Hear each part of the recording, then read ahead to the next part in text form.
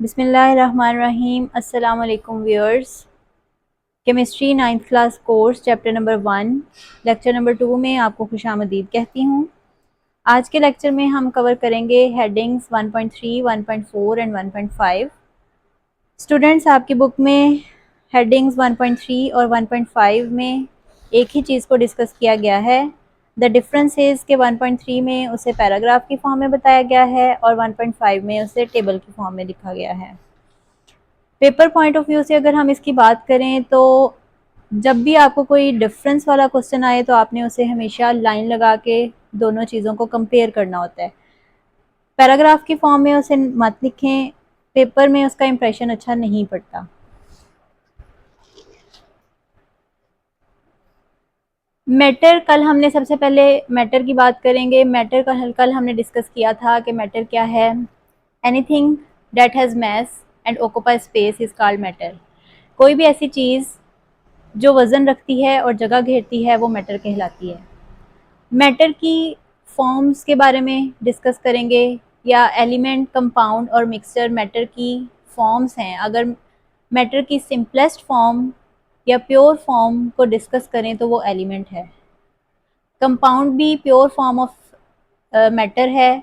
Element और compound में क्या डिफरेंस है कि element is composed of same type of atoms, कि same kind of atoms individually और कंबाइंड फॉर्म में अगर एग्जिस्ट करते हैं तो वो एलिमेंट कहलाते हैं।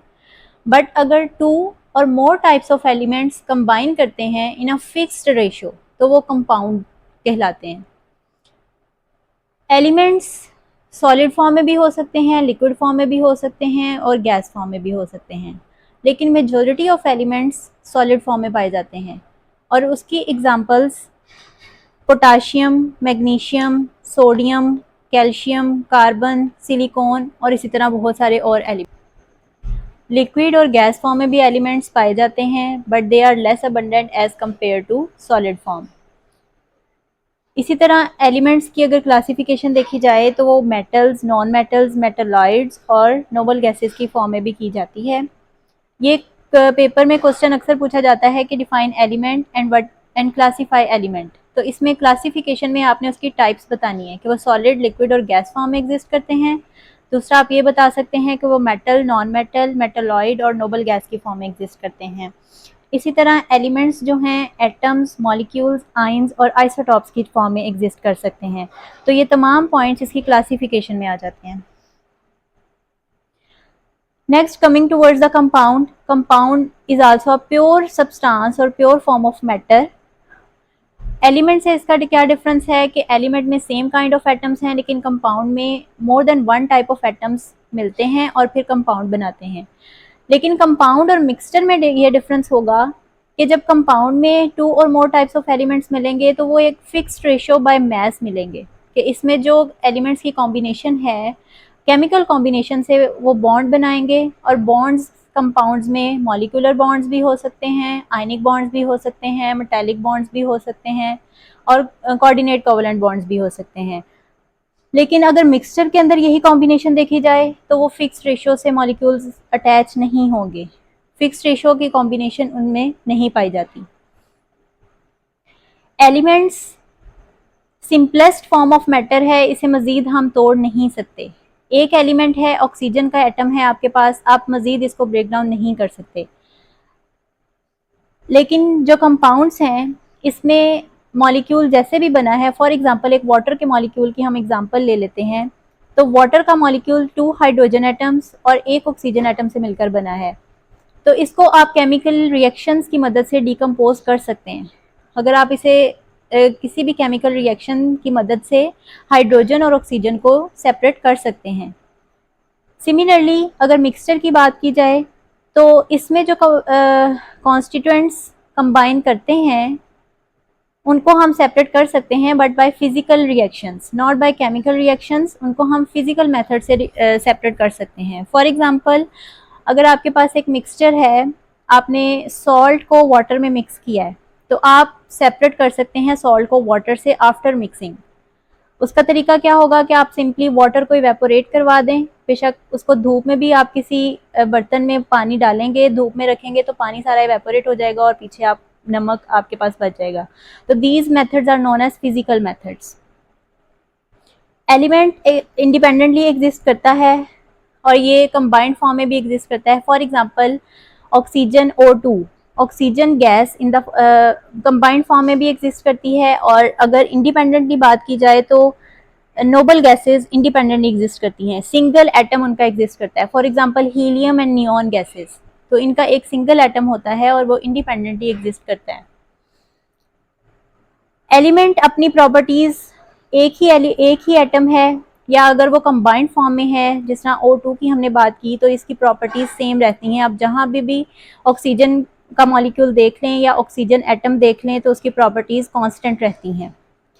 कंपाउंड की बात करें तो कंपाउंड अपनी इंडिविजुअल प्रॉपर्टीज एटम्स अपनी खो देते हैं और जो न्यू कंपाउंड बनता है उसकी प्रॉपर्टीज शो होती हैं। फॉर एग्जांपल हमने वाटर की बात की तो हाइड्रोजन और ऑक्सीजन के मिलने से वाटर बना, तो जब वाटर बन जाएगा तो उसमें वाटर की प्रॉपर्टीज होंगी, हाइड्रोजन और ऑक्सीजन की प्रॉपर्टीज नहीं होंगी।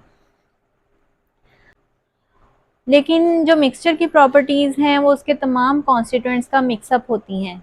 कॉन्स्टिट्यूएंट्स मींस उस आइसक्रीम को बनाने में हम जितने भी अज्जा इस्तेमाल करते हैं, for example milk, water, sugar, ice, तो जितने भी अज्जा उसमें इस्तेमाल हो रहे हैं after makeup of ice cream, ice cream की प्रॉपर्टीज वो शो करेगा, ना कि उसके इंडिविजुअल उनके इंडिविजुअल जितने भी कंपोनेंट्स हैं उन सब की प्रॉपर्टीज उस आइसक्रीम में आ रही हैं।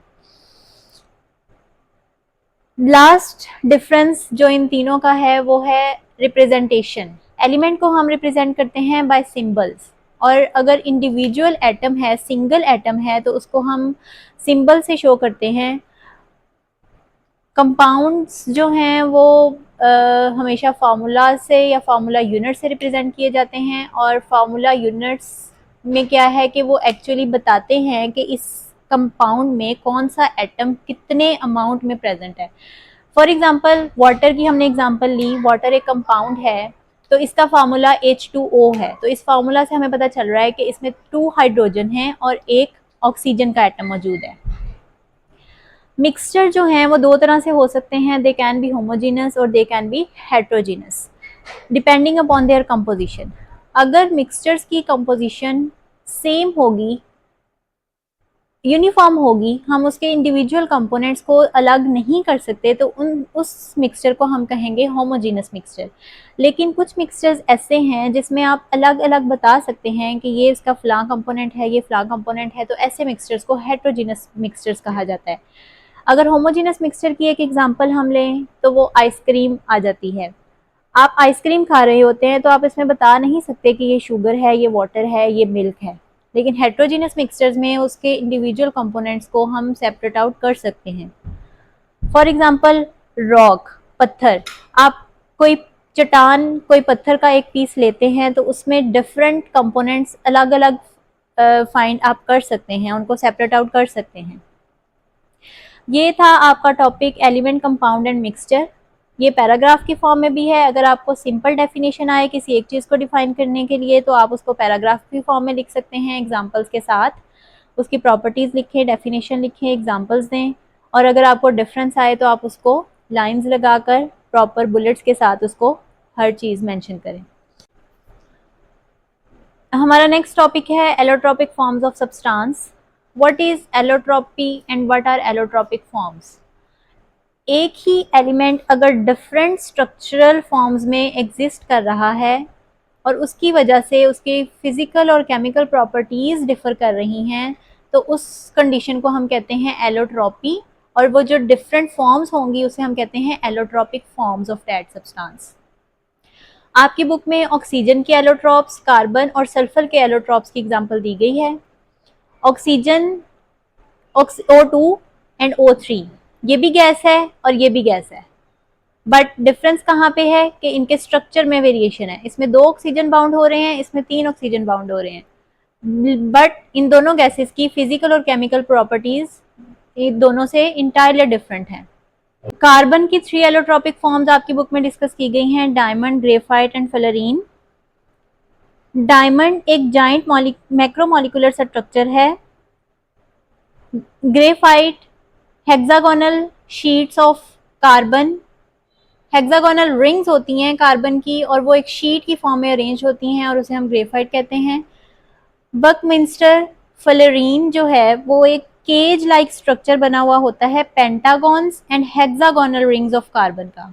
ये सारी की सारी कार्बन्स ही हैं बट इनका स्ट्रक्चर डिफरेंट है, इस वजह से इसकी प्रॉपर्टीज और इनके नेम्स वेरी करते हैं। ये फ्लोरीन की काफ़ी सारी एक्सप्लेनेशन आपकी बुक में दी हुई है, आप वहाँ से इसको पढ़ सकते हैं। सल्फर की दो एलोट्रोपिक फॉर्म्स आपकी बुक में डिस्कस की गई हैं, rhombic and monoclinic form. Rhombic form जो है वो लो टेम्परेचर पे, रूम टेम्परेचर पे स्टेबल होती है और मोनोक्लिनिक हायर टेम्परेचर पे स्टेबल होती है। 96 डिग्री सेल्सियस वो टेम्परेचर है जिसके बिलो रोम्बिक फॉर्म स्टेबल होती है और इसके 96 डिग्री से टेम्परेचर अबव हो जाए तो मोनोक्लिनिक फॉर्म स्टेबल होती है। सो स्टूडेंट्स, ये था हमारा आज का लेक्चर। अगर आपका कोई भी क्वेश्चन और कन्फ्यूजन हो तो आप कमेंट सेक्शन में पूछ सकते हैं। मिलते हैं नेक्स्ट लेक्चर में। अल्लाह हाफिज़।